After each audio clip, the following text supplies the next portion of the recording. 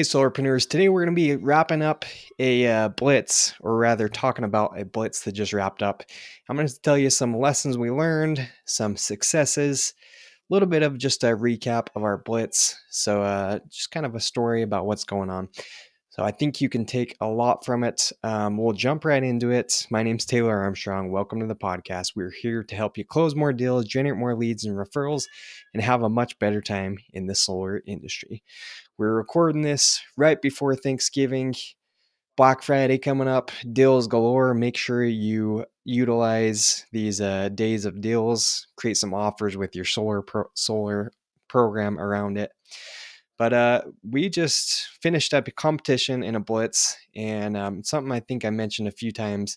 But I would definitely recommend, um, structuring your competition seasons around times where other people tend to step on the brakes, right? You look at the holidays, Christmas, Thanksgiving, a lot of people just burn out and they're like, you know what? I'm going to take the rest of the year off. We'll just pick it back up in the new year. But I think it's a mistake. You should be putting your foot on the gas. That's what separates the pretenders from the contenders. It's what separates the Golden Door winners from people that don't do as many deals. So if you are in charge of maybe structuring competitions at your company, not a bad idea to throw a competition right before Thanksgiving, right before Christmas. Give your guys a reason to grind a little bit harder and get out there. For us, we got 3 weeks before Thanksgiving. Now we're coasting until Thanksgiving, but we went full force for the last 3 weeks. So definitely consider that. Hey, but just a few lessons I learned from this latest blitz we had. Hey, we did it for it was a 3 week competition. We had 2 weeks where it was just kind of like a in-market blitz.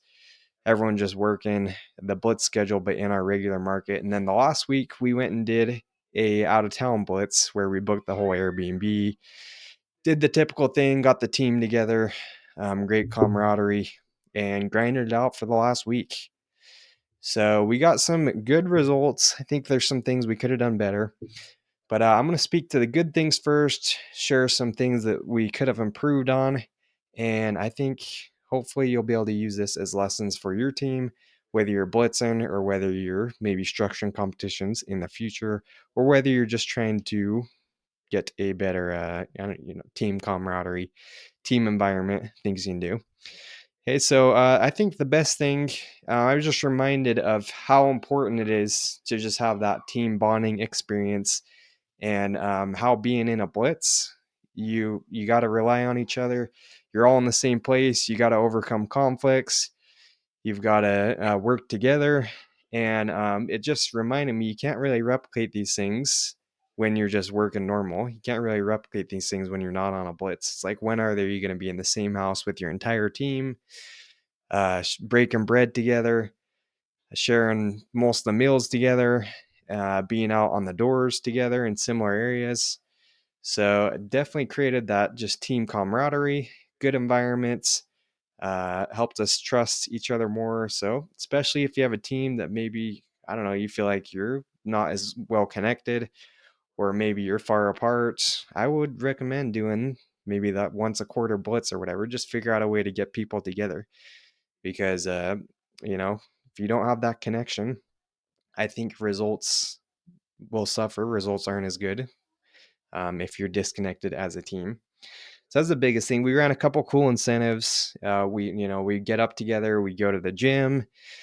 We did a team basketball day. It was a good time. We all went to the LA Fitness down here, and everyone gets the guest passes. These people are probably looking at us like, why is there 15 people coming in and getting a guest pass at the same time? I had my own pass and get a few people in. But that was a good time. We did some team bowling. We did the place we're staying at had the pool and the hot tub. It's colder outside, so we used the pool as a cold plunge, and then nice just warming up in the hot tub. So that was a good time. We did I think a incentive worked out pretty well. We went and saw the new Gladiator 2, and we did that for anyone that booked 3 appointments plus on the day, with a bill and everything, a solid appointment. Did that, got our guys bought into that. Gladiator 2, I think, is better than the first one, so I would recommend it. Go see Gladiator 2 if you have not yet. um, Good show. But yeah, all those things, it's like, just multiple incentives you can run, and multiple things you can do to bond with the team. A lot of things, it's like there doesn't necessarily cost you money, right? We ran incentives for going to see a Gladiator, but I think everything besides that, it's like we were just bonding as a team, going to the gym didn't cost anything, playing the team basketball didn't cost anything. So a lot of things you can do to bond and strengthen your team without needing to necessarily spend a bunch of money.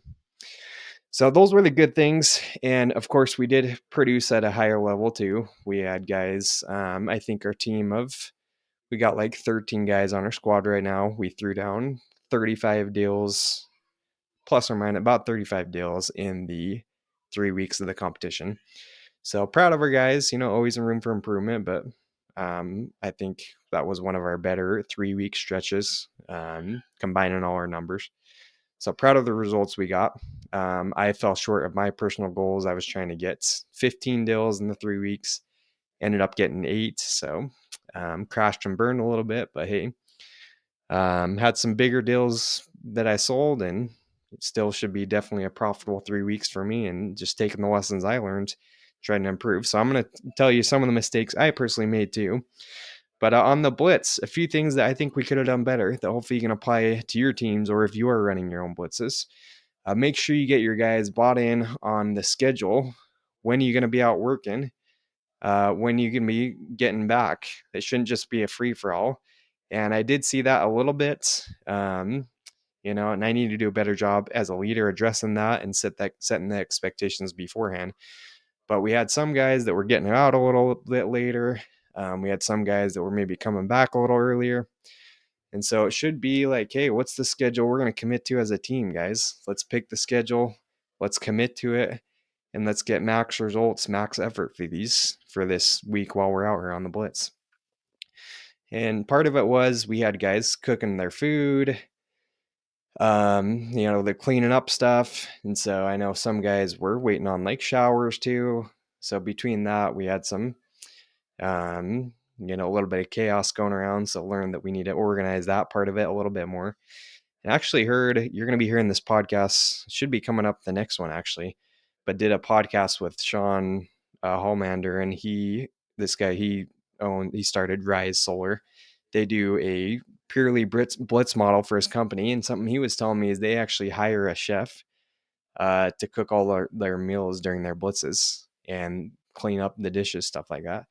So got my gears spinning. I'm like, man, probably something we should consider. Not a bad idea. Hey, but things like that, we'd probably spent too much time cooking, cleaning, doing little things. We need to optimize that a little bit more.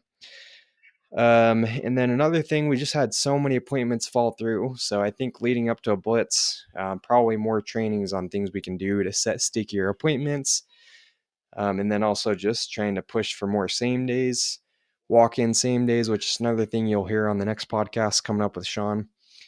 But those things help because if you can get in the same day, they're not really canceling. So I think we could have had a more concerted effort. Let's see whatever we can do to set same days as much as possible and get in those same days appointments. And yeah, personally myself, I think some of the bigger mistakes I made personally that's affected not hitting my goals is days when I did have appointments lined up, whether it was my own personal self-generated appointments or from setters.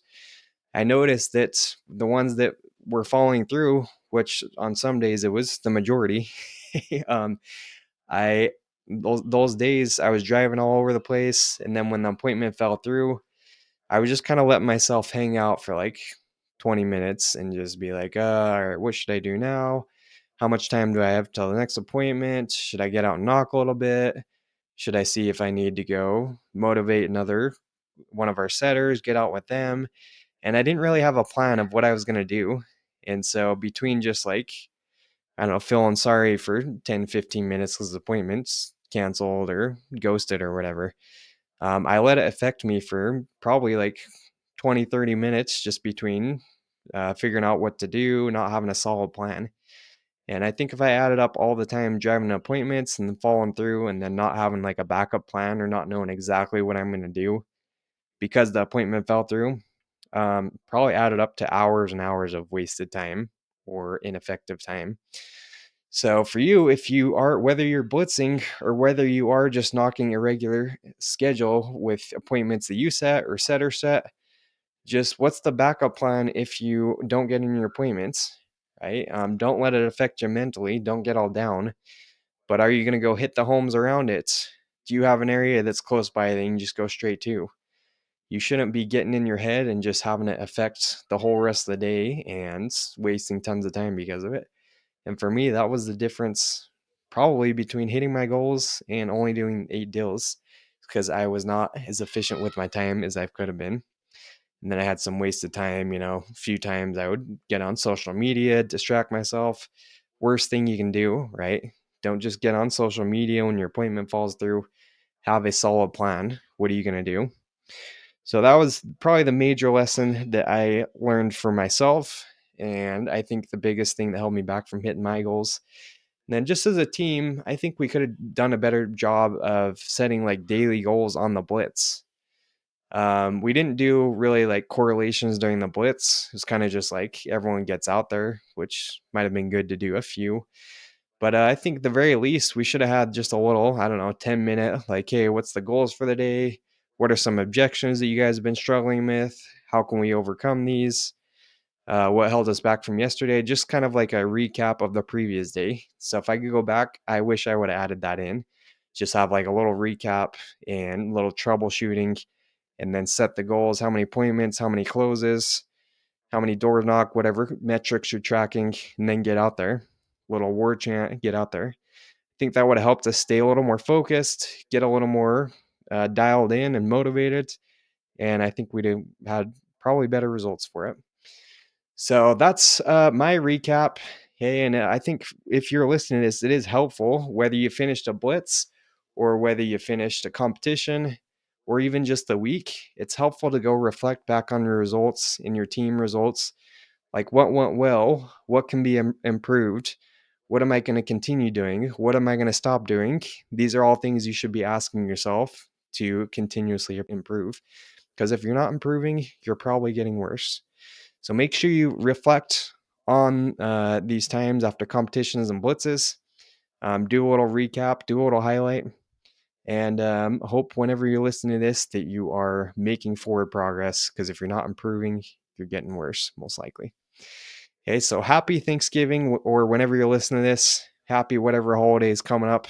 And make sure you tune in to the next episode because, again, we're going to have the only Sean Holmander come on. This guy he's got a golden door.